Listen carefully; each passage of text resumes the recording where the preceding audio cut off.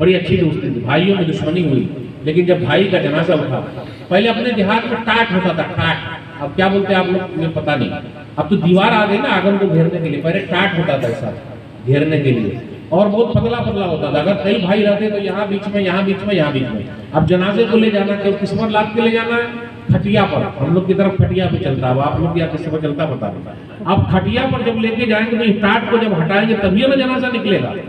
तो भाई का जनाजा, सगे भाई का जनाजा, लेकिन उस भाई ने दुश्मनी वहां भी निभाई, मरने के बाद अपने भाई के लिए अपने टाट को नहीं तोड़ा ताकि जनाजा निकले। तो कैसे लाश को लिया गया, गौर से सुनिएगा, लाश को एक चादर में रख के वहां से निकाल के फिर खटिया में रख के कब्रिस्तान तक पहुंचाया गया है। यह है भाइयों की दुश्मनी, जिसको हम और आप निभा रहे हैं, निभा रहे हैं।